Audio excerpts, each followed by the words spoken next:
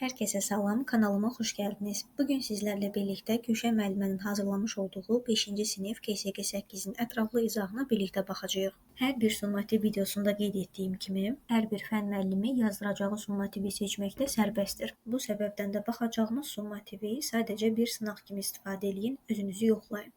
Birinci sualımızda oğlanın hansı idman növü ilə məşğul olduğu soruşulur.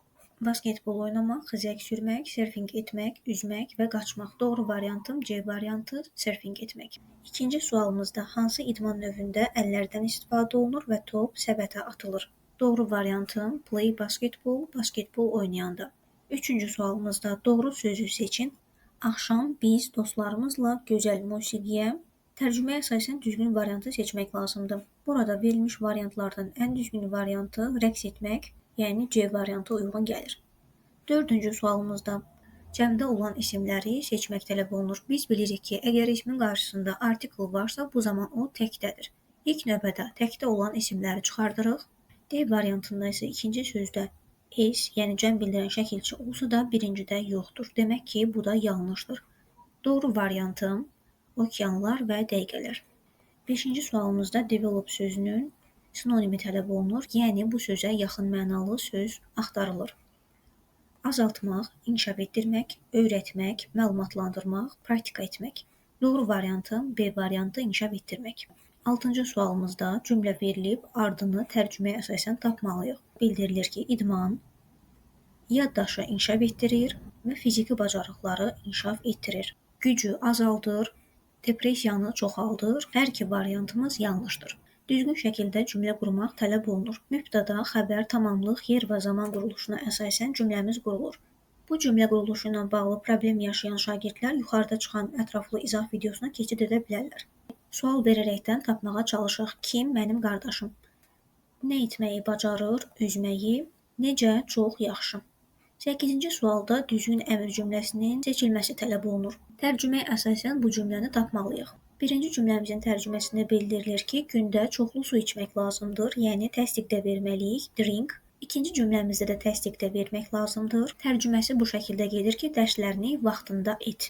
Üçüncü cümləmizdə isə inkarda vermək lazımdır. Hər gün zərərli qidalar yemə. 9-cu sualımızda düzgün qısa cavabları seçmək lazımdır.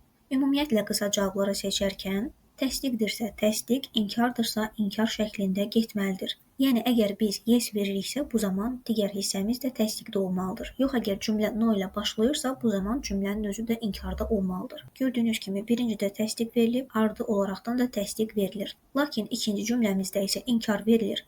İnkardan sonra yenə təsdiq verilir. O cəhətdən düzgün variantımız yes, I can.